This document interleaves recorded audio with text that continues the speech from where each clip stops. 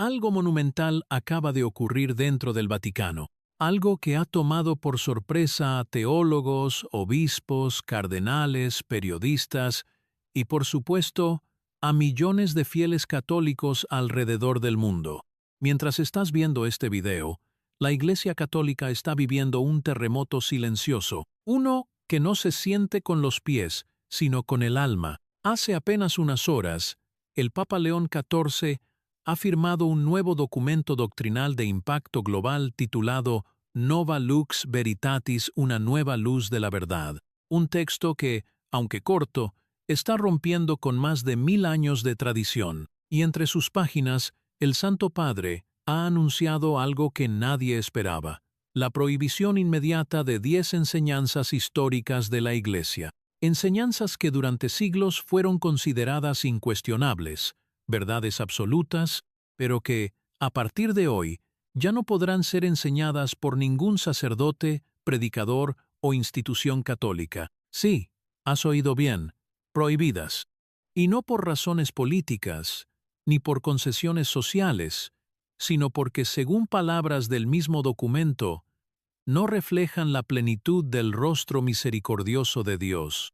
Este anuncio ya ha provocado crisis internas, cartas de protesta, renuncias en bloque y un verdadero estado de conmoción dentro de algunos seminarios. Pero para comprender la magnitud de esta revolución doctrinal, tenemos que ir una por una, y hoy comenzamos con la más impactante de todas. Enseñanza 1. La condena eterna como dogma absoluto. Durante siglos, generaciones enteras de católicos han crecido bajo una imagen aterradora y rígida del destino final del alma, el infierno eterno, sin redención, sin apelación, sin salida. La enseñanza tradicional sostenía que las almas que morían en estado de pecado mortal iban al infierno para siempre, una eternidad de sufrimiento consciente, castigo perpetuo y separación irreversible de Dios. Esta doctrina fue, durante mucho tiempo, uno de los pilares más temidos pero aceptados del catecismo, una enseñanza que moldeó generaciones, motivó conversiones, atemorizó a fieles y en muchos casos fue usada como arma de control espiritual. Sin embargo, el nuevo documento Nova Lux Veritatis lo deja claro: Dios no crea almas para la desesperación eterna. La condena perpetua no es compatible con el corazón del Evangelio. Estas palabras no son solo poesía eclesial, son una declaración doctrinal. A partir de ahora, queda prohibido enseñar que el infierno es eterno en sentido literal e irreversible. Sí, existirá una consecuencia para el mal. Sí, hay una separación real del amor divino cuando el alma se niega a él, pero según el nuevo texto, esa separación no es absoluta ni definitiva. El documento introduce una nueva visión, inspirada en los primeros padres de la Iglesia, particularmente en San Gregorio de Nisa y Orígenes de Alejandría. Una visión de purificación progresiva, no de castigo infinito. Las almas no son desechables. Ningún ser humano que ha nacido de Dios puede ser olvidado para siempre. La misericordia es la última palabra de la historia. Este cambio es profundo, radical y para muchos inaceptable. Ya hay diócesis enteras que han entrado en crisis por esta nueva postura. Algunos obispos más conservadores la consideran una herejía disfrazada de compasión y han advertido que esta apertura podría desmoralizar a los fieles y quitar el sentido de urgencia al arrepentimiento. Pero el Vaticano ha sido enfático. El Papa León XIV ha dicho que la teología del miedo no puede ser el rostro de Cristo, que el amor que se entrega en la cruz no puede terminar en un abismo eterno sin salida. ¿Qué dice exactamente la nueva enseñanza? La nueva formulación, que entrará en vigor de inmediato en todos los seminarios, universidades católicas y espacios de formación pastoral, es la siguiente. La Iglesia enseña que la justicia de Dios es inseparable de su misericordia, y que ninguna alma puede ser condenada eternamente sin la posibilidad de redención. El infierno entendido como estado de separación del amor divino, no es definitivo, sino parte de un proceso purificador donde Dios sigue obrando incluso más allá de la muerte. Con esto, se deroga el uso del infierno como un elemento de coerción pastoral, y se prohíbe predicar que hay almas destinadas a la condenación eterna desde su nacimiento. ¿Qué implicaciones tiene esto? Este cambio afecta directamente a la predicación dominical, la catequesis infantil, la enseñanza en seminarios, el contenido de los libros de teología moral, las homilías en funerales, pero también reabre preguntas profundas. ¿Qué es el juicio final ahora? ¿Aún existe el purgatorio? ¿Qué sucede con personas como Hitler o criminales atroces? El documento no da respuestas específicas a cada caso, pero deja algo claro: la justicia divina no se reduce a un castigo, sino a una restauración total. El mal será vencido, pero no a través de un infierno perpetuo, sino mediante la irradiación definitiva del amor que todo lo sana. La reacción mundial. Mientras algunos fieles han recibido la noticia con lágrimas de esperanza, otros han entrado en verdadero pánico teológico. En redes sociales, el hashtag infierno no eterno se ha vuelto tendencia global. Algunos sacerdotes tradicionalistas han anunciado que desobedecerán la orden papal. Incluso, un grupo de cardenales ha solicitado una audiencia urgente con el Papa para reconsiderar la redacción, pero el Vaticano ha sido claro: no habrá marcha atrás. El Papa León XIV ha citado a San Pablo en su homilía matutina: ¿dónde está, muerte, tu victoria? ¿Dónde está, infierno, tu aguijón? Y añadió una frase que está recorriendo el mundo: si el amor de Dios no puede derrotar el infierno, entonces no es amor y no es Dios. El debate teológico que se avecina.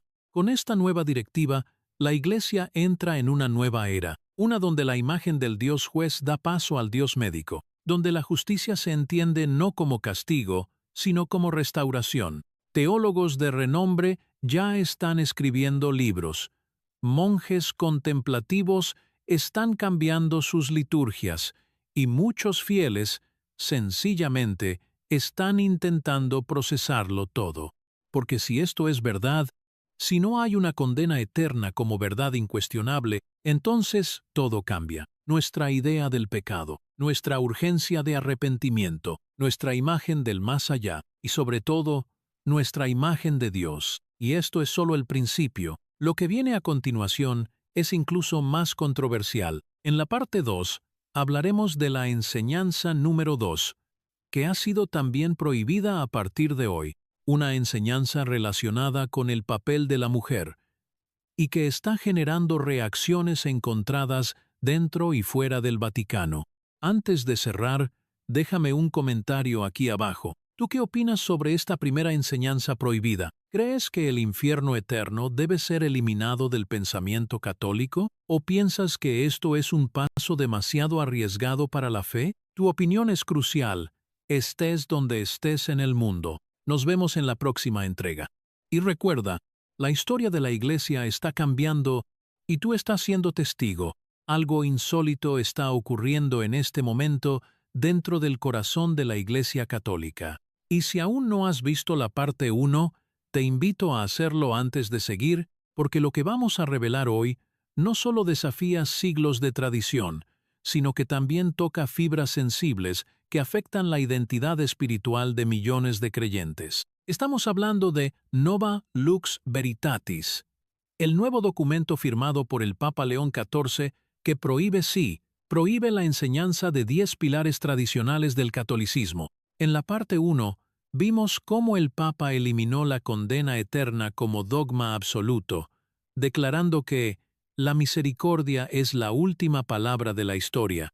Pero lo que viene ahora toca un tema aún más tabú. Hoy exploramos las enseñanzas 2 y 3, que han sido oficialmente desautorizadas y eliminadas del magisterio vivo de la Iglesia. Enseñanza 2.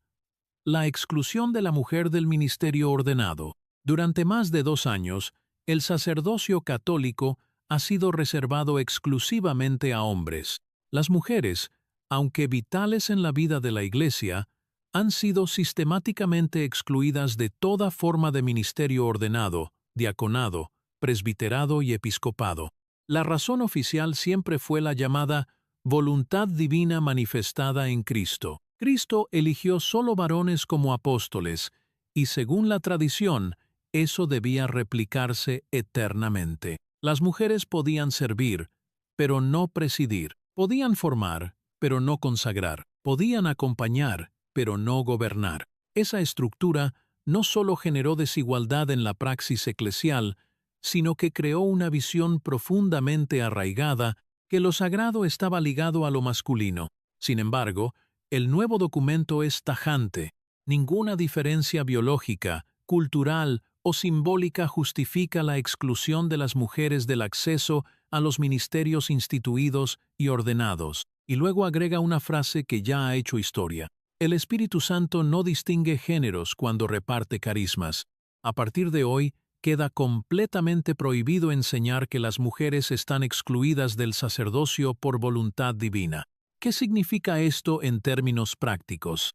Todos los seminarios del mundo deben aceptar mujeres candidatas al diaconado y presbiterado. Las diócesis que se nieguen a ordenar mujeres podrán ser intervenidas. Queda vetado predicar que la mujer no puede representar a Cristo sacramentalmente. Las homilías que perpetúen una imagen exclusivamente masculina de lo divino deberán ser reformuladas. Y si eso te parece fuerte, escucha esto. El Papa León XIV ha designado a una mujer cardenal. Sí, por primera vez en la historia, una teóloga, la hermana María Cecilia de la Cruz, ha sido elevada al colegio cardenalicio con voz y voto en un futuro cónclave. Esto no tiene precedentes, y como era de esperarse, ya ha provocado amenazas de cisma por parte de sectores ultraconservadores, especialmente en África y Europa Oriental. Pero el Vaticano ha respondido con una sola frase: el cuerpo de Cristo no puede estar mutilado. ¿Cómo se justificó este cambio? El documento Nova Lux Veritatis cita numerosas fuentes patrísticas y bíblicas, reinterpretadas bajo una nueva hermenéutica. María Magdalena es reconocida como la primera anunciadora de la resurrección, por tanto, apóstol de los apóstoles. Se destaca que la exclusión de las mujeres no fue teológica, sino cultural, arraigada en estructuras patriarcales del siglo I. San Pablo es reinterpretado no como restrictivo, sino como afirmador del papel activo de mujeres en comunidades domésticas. Y lo más fuerte, se deroga el decreto de Ordinatio Sacerdotalis de Juan Pablo II, que afirmaba que el tema no debía ser debatido. El Papa León XIV dice: donde no se puede debatir, no hay espíritu. La reacción: miles de comunidades de mujeres consagradas en todo el mundo han recibido la noticia entre lágrimas. En países como Alemania, Canadá, Brasil y Filipinas, ya se preparan las primeras ordenaciones de mujeres diáconos. Pero también ha habido resistencia. Algunos obispos han amenazado con romper la comunión si se obliga a ordenar mujeres. El Papa, sin embargo, fue contundente en su homilía. El pecado original no fue la curiosidad de Eva, fue la arrogancia de Adán. Y con eso nos lleva a la siguiente enseñanza prohibida, enseñanza 3. El pecado original como herencia biológica del mal. Desde tiempos de San Agustín, la Iglesia enseñó que todo ser humano nace manchado por el pecado original, una culpa heredada, una especie de marca espiritual transmitida biológicamente desde Adán y Eva a toda la humanidad. Este concepto convertido en dogma justificó durante siglos la necesidad urgente del bautismo infantil. El niño no bautizado, según la antigua enseñanza, quedaba expuesto a la condenación o al menos a la limbo teológica. Pero el nuevo documento cambia radicalmente el enfoque. El pecado original no es una herencia biológica, sino una condición estructural del mundo herido por la libertad humana mal empleada. No es culpa, sino fragilidad. En otras palabras, ningún ser humano nace culpable. Nadie llega al mundo con deuda espiritual. El Papa llama a esta doctrina antigua una sombra sobre la inocencia y declara que queda prohibido enseñar que los bebés nacen manchados por el pecado. ¿Qué cambia con esta enseñanza? Ya no se podrá decir que el alma humana nace en enemistad con Dios. El bautismo deja de ser un lavado de culpa y pasa a ser un rito de entrada al misterio de la comunidad. Se elimina el concepto de limbo como lugar teológico para los no bautizados. Las oraciones litúrgicas deberán ser actualizadas para eliminar frases como reconciliados desde el nacimiento o liberados del estado caído. Este punto también afecta profundamente a la catequesis infantil, la pastoral familiar y la teología sacramental. Y claro, ha provocado una guerra doctrinal dentro de muchas diócesis, pero el Papa ha respondido con una frase que ya es viral. Dios no hace criaturas condenadas de fábrica. Cada nacimiento es una bendición, no una deuda. ¿Cómo se justifica esta nueva visión? Se retoman visiones más orientales del pecado original, como las expresadas en la tradición ortodoxa. Fragilidad, no culpa. Se reinterpretan las palabras de San Pablo a los romanos como metáforas estructurales, no herencias genéticas. Se recupera la imagen del ser humano como imagen y semejanza, no como caído de entrada. El impacto emocional, esta enseñanza, ha traído un alivio emocional profundo para millones de padres que habían perdido hijos sin bautizar y que vivieron atormentados por la posibilidad de que sus almas estuvieran en un limbo eterno. Ahora sé que mi hijo está en los brazos de Dios, no en una incertidumbre teológica, dice Clara, una madre argentina cuyo bebé murió a las 48 horas de nacer. Conclusión de parte 2. Las enseñanzas 2 y 3 han sacudido los fundamentos más profundos del pensamiento católico. El sacerdocio ya no es solo para hombres. El pecado original ya no condena desde la cuna, y mientras algunos gritan traición, otros sienten que por fin la Iglesia se está acercando más a la imagen del Jesús que abrazó a las mujeres, defendió a los niños y nunca predicó el miedo como método. En la parte 3, revelaremos las enseñanzas 4 y 5 prohibidas por el Papa. Una de ellas tiene que ver con el uso del celibato como requisito sacerdotal, y la otra con un dogma que cambiará tu forma de ver a los no católicos para siempre. Antes de cerrar, déjame un comentario aquí abajo. ¿Estás a favor de permitir mujeres sacerdotes? ¿Crees que el pecado original debe ser reformulado o eliminado? ¿Sientes alivio o preocupación con estos cambios? Quiero leer tu opinión, sin filtros. Y recuerda, la historia no se está escribiendo en libros, se está escribiendo ahora contigo. Enseñanza 4. El celibato sacerdotal como requisito absoluto. Desde hace siglos, la Iglesia Católica de rito latino ha impuesto el celibato como requisito obligatorio para ser sacerdote, no como opción, no como recomendación, sino como regla inviolable. Esta enseñanza se justificaba con varios argumentos. Cristo fue célibe. El sacerdote debe ser esposo de la Iglesia, no de una mujer. El celibato es una forma superior de entrega, y aunque existen sacerdotes casados en ritos orientales católicos y en casos excepcionales, como anglicanos convertidos, la enseñanza general se mantuvo: para ser sacerdote en la Iglesia latina, hay que renunciar al matrimonio. Pero esa enseñanza ha sido ahora formalmente prohibida por el Papa León XIV. No puede seguir enseñándose que el celibato es esencial para el ministerio ordenado. El amor humano no contamina la vocación divina. El documento Nova Lux Veritatis establece que el celibato es un carisma personal, no una obligación estructural. ¿Qué cambia ahora?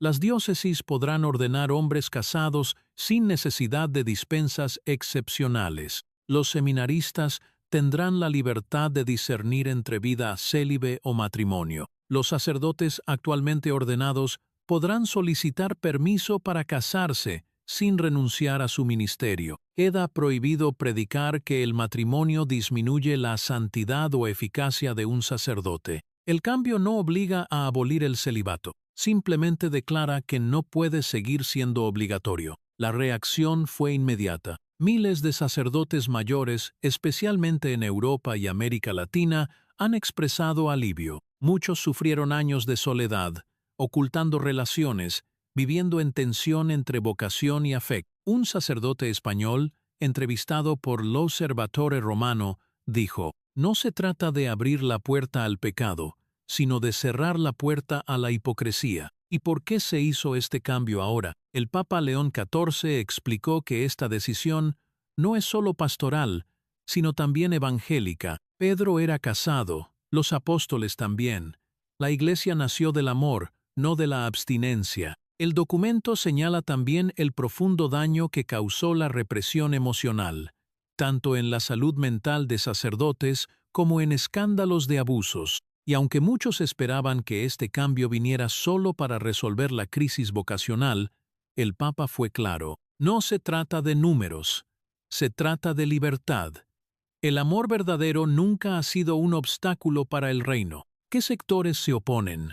Varios cardenales, especialmente de Estados Unidos y Polonia, han criticado duramente la medida.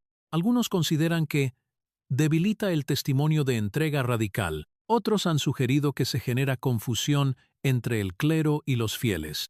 Sin embargo, la gran mayoría de las conferencias episcopales en América Latina, África y Asia han acogido el cambio con cautela, pero con apertura. El Papa dejó una advertencia final: ninguna vocación nace de la prohibición. Toda vocación nace del amor. Enseñanza 5. La salvación solo para los católicos. Esta es una de las enseñanzas más polémicas y delicadas. Durante siglos, la Iglesia Católica sostuvo que fuera de ella no hay salvación. La famosa frase en latín, extra ecclesiam nulla salus, aunque interpretada de diferentes formas a lo largo del tiempo, para muchos católicos seguía vigente la idea de que los no católicos podrían salvarse si no sabían la verdad. Pero si rechazaban conscientemente la Iglesia, se condenaban. Esta enseñanza generó siglos de exclusivismo teológico, desprecio hacia otras religiones y una actitud de superioridad doctrinal. Pero el Papa León XIV ha puesto fin a esa visión. Dios no está limitado por nuestras fronteras sacramentales. Su gracia se derrama donde hay amor, justicia y verdad, aunque no haya doctrina. La enseñanza de que solo los católicos se salvan queda formalmente prohibida. ¿Qué dice ahora la Iglesia? Todas las religiones pueden ser caminos válidos de encuentro con Dios. Queda prohibido predicar que otras religiones son falsas o inferiores. Ya no se puede usar la conversión como condición de salvación. Se reconoce que la salvación es un misterio más amplio que la pertenencia institucional. El documento afirma: Cristo es el camino, pero no está ausente en los caminos de otros. Esto marca un giro radical respecto a siglos de teología. Incluso supera lo que ya había sido insinuado por el Concilio Vaticano II. Ahora se establece como enseñanza oficial que un musulmán, un judío, un budista, un agnóstico que actúe con amor y verdad puede alcanzar la plenitud espiritual. La gracia de Dios no depende del bautismo ritual, sino de la apertura interior al bien. ¿Qué implicaciones tiene esto? El ecumenismo ya no es un gesto diplomático, es un deber moral. La conversión deja de ser un objetivo para volverse una invitación libre, nunca una condición. Las misiones cambian de enfoque, de imponer doctrina, a compartir experiencias. Un cardenal africano lo expresó así: no iremos más al mundo a cambiar su religión, iremos a reconocer cómo ya actúa el Espíritu en ellos. Reacción mundial. La comunidad judía internacional ha celebrado el gesto. Líderes musulmanes en Indonesia, Egipto y Marruecos han emitido comunicados de apoyo. Incluso algunos ateos prominentes han declarado que, por primera vez, sienten que la Iglesia los mira sin desprecio. Pero también hay resistencia. Una facción conservadora ha denunciado que esta nueva doctrina traiciona la misión evangelizadora. Incluso han pedido un nuevo concilio para frenar esta herejía. El Papa respondió: la misión no es conquista, es hospitalidad. El que convierte por miedo no ha entendido el Evangelio. Cierre de parte 3. Estas dos enseñanzas, prohibidas hoy por la autoridad más alta de la Iglesia, representan una apertura sin precedentes. El amor no está reñido con el ministerio, y la verdad no está limitada a una sola religión. ¿Estás preparado para una iglesia donde el sacerdote puede tener familia? ¿Para una fe que ya no se cree la única puerta a la verdad? La historia sigue escribiéndose.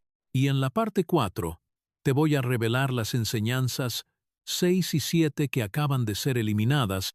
Una de ellas prohíbe el uso del purgatorio como lugar de castigo, y la otra cambia completamente la forma en que entendemos el sacrificio de Cristo en la cruz. Lo que viene es, sencillamente, explosivo. Déjame un comentario abajo. ¿Crees que un sacerdote casado puede servir igual o mejor? ¿Te parece justo que otras religiones también se reconozcan como válidas en el camino a Dios? Quiero leerte, porque este no es un documento frío, es una revolución viva, y tú formas parte de ella.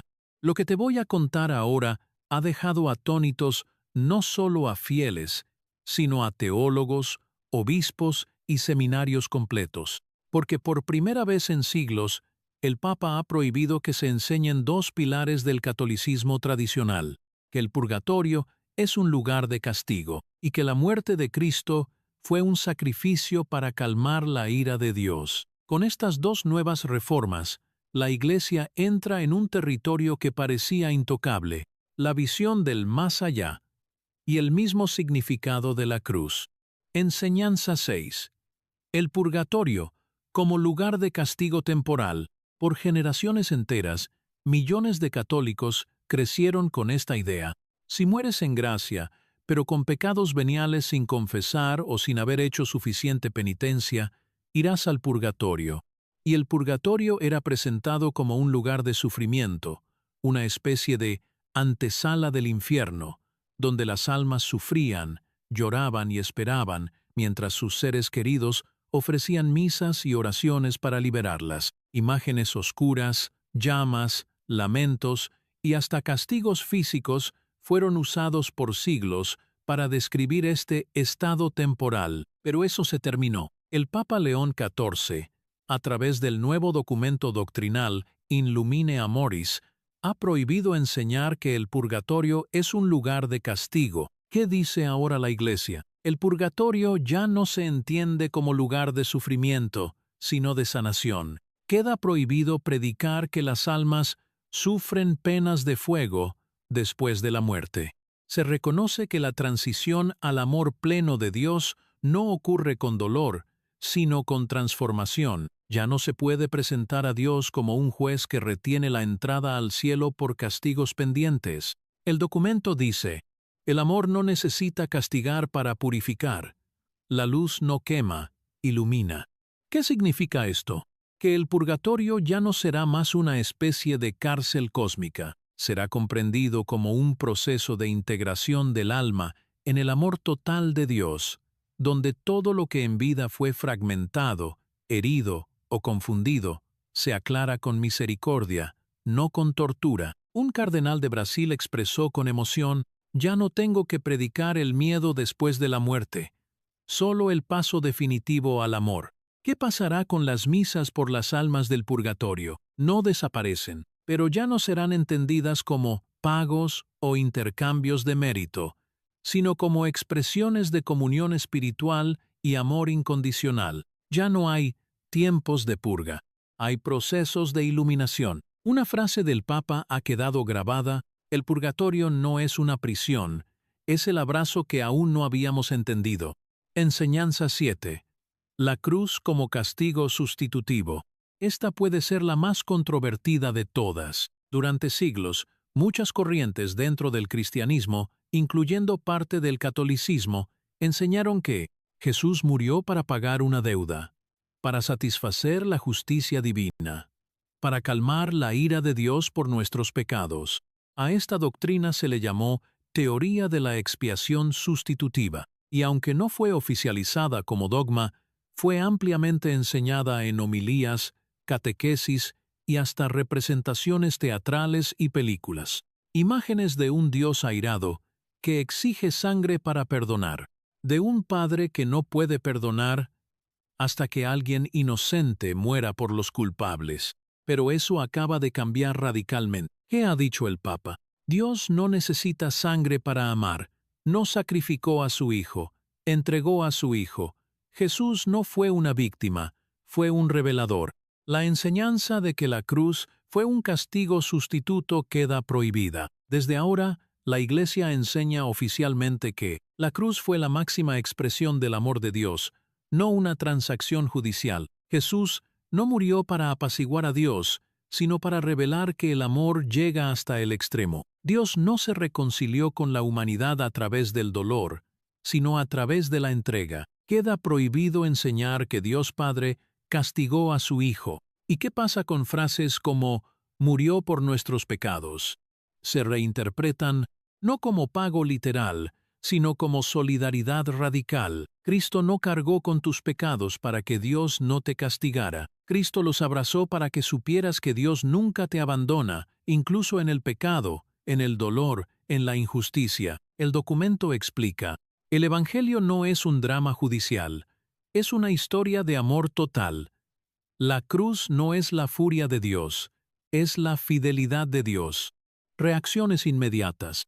Muchos teólogos celebraron esta clarificación como una corrección necesaria de siglos de imágenes tóxicas de Dios. La famosa teóloga mexicana Irene Camacho escribió: «Finalmente dejamos atrás la idea de un Dios sediento de venganza, y volvemos a Jesús, que dijo, el que me ve, ve al Padre».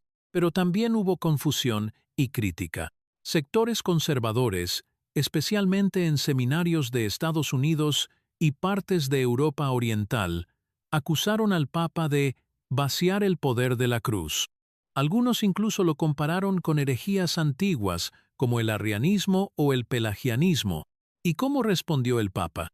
De forma directa, durante una audiencia en San Pedro: el misterio de la cruz no es que alguien muriera en lugar tuyo, es que el amor se dejó matar para que tú nunca más creas que estás solo. ¿Qué cambia en la liturgia? Homilías deberán abandonar el lenguaje de ira divina. Las catequesis infantiles y juveniles deberán centrarse en la entrega libre de Jesús, no en el castigo. Las representaciones visuales de un Dios violento serán desaconsejadas. Implicaciones espirituales. Este cambio transforma la espiritualidad del católico moderno. Ya no rezas para evitar castigos. Ya no crees que debes pagar con penitencia lo que Cristo pagó con sangre. Ya no te acercas al Padre con miedo, sino con confianza. Cierre de parte 4. Dos enseñanzas que moldearon siglos de culpa, miedo y doctrina han sido oficialmente abandonadas por la Iglesia. Ya no hay lugar para un purgatorio de fuego, ni para un Dios que exige sacrificios humanos. El Papa no está suavizando el mensaje, está regresando al corazón original del Evangelio, y lo que viene en la parte 5 va incluso más lejos. La enseñanza número 8 prohíbe usar la figura de Satanás como enemigo literal de Dios en la catequesis, y la número 9 reinterpreta el significado de la segunda venida de Cristo como algo profundamente espiritual y no necesariamente físico. Lo que estamos viviendo no es una simple reforma, es una reescritura del alma católica. Déjame tu opinión en los comentarios. ¿Qué piensas de un purgatorio sin castigos y de un Dios que no necesita sacrificios para perdonar? Tu voz importa, porque esta historia no está terminada. La estás escribiendo tú también. Si llegaste hasta aquí, ya sabes que lo que estamos viviendo no es un simple cambio de tono. Estamos ante una transformación teológica y espiritual que reescribe conceptos que parecían intocables. Y lo que te voy a revelar ahora con las enseñanzas 8 y 9 tiene el potencial de provocar el mayor debate de todos. ¿Por qué? Porque cuestiona dos de los símbolos más poderosos en la conciencia católica: el papel del diablo como enemigo de Dios y la segunda venida de Cristo como evento apocalíptico literal. Prepárate, porque lo que estás a punto de leer va a desafiar lo que pensabas que sabías. Enseñanza 8. Satanás como enemigo literal de Dios. Por siglos, El catolicismo, como otras formas del cristianismo, ha sostenido esta idea. Satanás es un ser espiritual real, con voluntad propia, poder de acción, y enemigo declarado de Dios y de la humanidad. Se le ha representado como ángel caído, como tentador en el desierto, como dragón del Apocalipsis, e incluso como causa directa de enfermedades, guerras, posesiones y toda clase de males. Pero eso ha llegado a su fin. El Papa León XIV ha prohibido enseñar a Satanás como una entidad espiritual que actúa contra Dios de forma autónoma y personal. ¿Qué significa esto? A partir del nuevo decreto doctrinal Ad Veritatem Redeemus, la Iglesia enseña oficialmente: Satanás no es un ser literal enfrentado a Dios. No existe dualismo cósmico. Dios no tiene enemigos. El mal no es una fuerza personificada, sino una condición existencial del corazón humano desconectado del amor. Satanás será presentado como símbolo, no como figura literal. ¿Por qué este cambio? Según el documento, durante siglos, la figura de Satanás ha sido usada más para infundir miedo que para educar en libertad. Su personificación ha fomentado visiones mágicas del mal, en lugar de llamadas al discernimiento ético. En otras palabras, Satanás ha sido usado para explicar el mal sin asumir responsabilidad humana. Ha sido la excusa fácil. No fui yo, fue el diablo. No lo hice por maldad, sino por tentación demoníaca. El diablo me obligó. Estas frases ahora son teológicamente inaceptables. ¿Cómo debe enseñarse ahora? En catequesis y homilías, Satanás será tratado como metáfora de la oscuridad interior, el pecado como fruto de decisiones humanas, no de entidades externas, el mal como desequilibrio entre ego, miedo y amor no integrado. El documento es claro. El ser humano no está atrapado entre dos fuerzas sobrenaturales. Está llamado a despertar su conciencia y asumir su libertad. ¿Y qué pasa con exorcismos? Sí, se seguirán realizando, pero desde una perspectiva psicológica y espiritual, no como expulsión de demonios literales.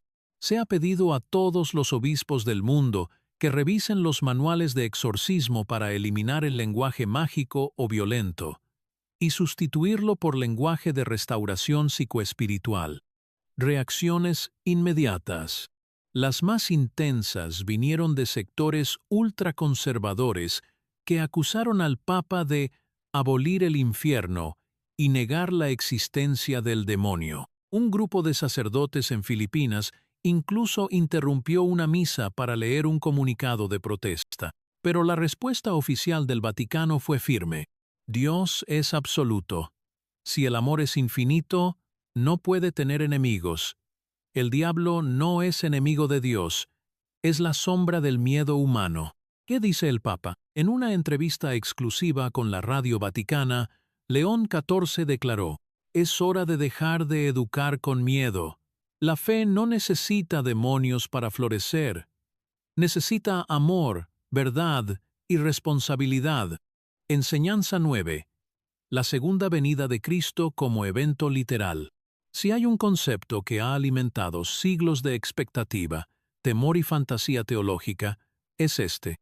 La segunda venida de Cristo, Apocalipsis, juicios finales, trompetas, resurrección de los muertos, cielos nuevos y tierra nueva. Todo ello interpretado en muchos sectores de manera literal, con miles de predicadores anunciando fechas, especulando escenarios y señalando signos en guerras, pandemias y terremotos. Pero a partir de hoy, eso también cambia. ¿Qué enseña ahora la Iglesia? La segunda venida de Cristo no será un evento físico literal en el tiempo. Queda prohibido enseñar que Jesús volverá a la tierra en carne para establecer un reino visible. La parusía debe entenderse como una experiencia espiritual universal, no como un suceso geopolítico o cósmico. ¿Cómo se llegó a esta decisión? El documento doctrinal Christus in Nobis establece que Jesús no prometió volver como un rey político o juez apocalíptico, sino como presencia viva en cada conciencia despierta. La parusía, según el nuevo magisterio, no es un regreso, sino una revelación. El reino no está por venir en el cielo o la tierra. Está naciendo dentro del ser humano que ama, que perdona, que construye justicia. ¿Y qué pasa con el credo? Se revisará la frase «y de nuevo vendrá con gloria para juzgar a vivos y muertos», para que refleje este nuevo entendimiento. Una de las propuestas litúrgicas dirá «y su gloria vive ya en quienes aman, en quienes se entregan, en quienes construyen la paz». ¿Qué cambiará en la predicación? Se acabaron las homilías que anuncian guerras como señales del fin. No se aceptarán más cálculos sobre el día del juicio. No se predicará que Jesús vendrá a castigar a los malvados. Reacción global. Curiosamente, esta reforma no ha sido tan resistida como otras. Muchos fieles y sacerdotes la han recibido con alivio, diciendo, «Siempre sentí que Jesús no necesitaba volver. Sentí que nunca se fue. Ahora entiendo que el reino no vendrá con fuego, sino con compasión». Una nueva espiritualidad del tiempo. El documento cierra con estas palabras: Cristo no viene desde fuera, se revela desde dentro. La segunda venida es la primera apertura del corazón. Conclusión de parte 5. Dos enseñanzas más han sido removidas del corazón doctrinal de la Iglesia. Ya no enseñaremos a Satanás como un ser real que lucha contra Dios. Ya no esperaremos a Cristo como un juez que regresará del cielo para castigar o premiar. Ambas ideas, en palabras del Papa, pertenecen al imaginario del miedo, no a la verdad del Evangelio. La Iglesia, por primera vez, deja atrás la pedagogía del fin del mundo y abraza la pedagogía del presente eterno. En la parte 6, llegamos a la última enseñanza prohibida, la más sensible, la más discutida, la doctrina de que fuera de la Iglesia no hay salvación. Prepárate, porque esta puede ser la que más ecos provoque en creyentes y no creyentes. Déjame tu comentario. ¿Qué piensas de un diablo simbólico y no literal? ¿Qué significa para ti que Cristo no vendrá porque ya habita en ti? Tu opinión vale, porque esto apenas comienza. Esto es más que un cambio doctrinal, es un cambio de paradigma, porque si lo anterior fue fuerte el fin del infierno literal, del juicio final, del clero vitalicio, lo que te voy a contar ahora reordena la estructura misma de lo que significa ser iglesia. La última enseñanza prohibida por el Papa León XIV no solo cuestiona siglos de teología, cuestiona el centro mismo de la identidad católica. Prepárate, porque esta vez no hablamos solo de creencias, hablamos de inclusión, de identidad y de salvación. Enseñanza 10. Fuera de la Iglesia no hay salvación. Durante siglos, la doctrina extra ecclesiam nulla salus, fuera de la Iglesia no hay salvación, ha sido uno de los pilares más debatidos y también más temidos dentro del catolicismo, usada históricamente para justificar la exclusividad de la fe católica, el rechazo a otras religiones, la urgencia de la conversión y, en muchos casos, la condenación de millones de personas que jamás conocieron el cristianismo. Ahora, esa enseñanza ha sido oficialmente abolida. El nuevo decreto, Unus Deus, Multae Viae, el documento doctrinal firmado por el Papa León XIV y la Congregación para la Doctrina de la Fe, comienza con una frase que ya es historia. Dios no pertenece a ninguna religión. La Iglesia pertenece a Dios, no al revés. Y continúa. Proclamamos, con autoridad apostólica, que ningún ser humano será condenado por razones de credo, origen o cultura religiosa. El misterio de la salvación no está encerrado en los límites visibles de la Iglesia, sino que fluye como gracia infinita a través de todos los caminos del amor, la justicia y la compasión. ¿Qué se prohíbe enseñar a partir de ahora? A partir de esta declaración, queda prohibido enseñar que solo los católicos pueden alcanzar la salvación. Presentar la conversión al catolicismo como requisito para agradar a Dios. Describir otras religiones como caminos incompletos, falsos o desviados. Afirmar que fuera de los sacramentos no hay acceso a la gracia. Entonces, ¿ya no importa la fe católica? Sí importa, pero no como única vía de acceso a Dios, sino como una de las múltiples expresiones del misterio divino. El Papa lo expresó así en su discurso ante el Consejo Interreligioso Global. La Iglesia ya no es una aduana de salvación, es un puente entre tradiciones, no una muralla contra ellas. Una frase eliminada del catecismo: se elimina de forma oficial la idea de que la Iglesia es necesaria para la salvación. Será reemplazada por: la comunión con Dios no se limita a una estructura religiosa, sino al ejercicio consciente del amor, la verdad y la justicia. Esto no borra la misión evangelizadora, sino que la transforma. Ya no se trata de convertir al otro, se trata de reconocer la presencia de Dios en el otro, incluso si no lo nombra como tú. ¿Qué dice el nuevo documento sobre otras religiones? En un apartado extenso, Unus Deus, Multae Viae, afirma que las religiones del mundo no son errores tolerados, sino manifestaciones legítimas de la búsqueda divina. Las prácticas espirituales budistas, hindúes, musulmanas, judías, indígenas y otras pueden ser vehículos auténticos de gracia. El Espíritu Santo actúa donde hay compasión, aunque no se pronuncie su nombre. ¿Qué pasa con el bautismo? El bautismo sigue siendo sacramento central dentro del catolicismo, pero ya no se considerará necesario para evitar la condenación eterna, sino como un acto libre de incorporación a la comunidad eclesial. Se acabó la lógica de bautiza o se pierde. ¿Qué pasará con el proselitismo? Queda prohibido. Sí, lo leíste bien. El Papa ha prohibido oficialmente el proselitismo religioso como práctica eclesial. En palabras suyas, la fe no se impone, se propone, y nunca como superioridad, sino como testimonio. Se invita a todos los sacerdotes, catequistas y fieles a dar testimonio con su vida, no con argumentos o amenazas de condenación. ¿Y los misioneros? Los misioneros seguirán existiendo, pero con nueva misión. No irán a convertir pueblos, sino a servir, escuchar y aprender de ellos. El Evangelio se compartirá en diálogo, no como verdad exclusiva, sino como experiencia de transformación personal. Impacto inmediato. Apoyo. Líderes musulmanes, judíos y budistas han elogiado públicamente esta reforma como un gesto de madurez espiritual. Organizaciones interreligiosas han llamado a esto el comienzo de una nueva era del cristianismo reconciliador. Críticas. Sectores conservadores acusan al Papa de traicionar la misión salvífica de Cristo. Un cardenal retirado incluso declaró: «Estamos presenciando el final del catolicismo apostólico». La respuesta del Vaticano fue simple: el catolicismo no termina, se purifica, se libera del miedo y regresa al Evangelio. Dios es amor. ¿Qué dice el Papa directamente? En una homilía histórica desde Asís, cuna del diálogo interreligioso, León XIV dijo: Dios no se contradice. Si es amor, lo es para todos.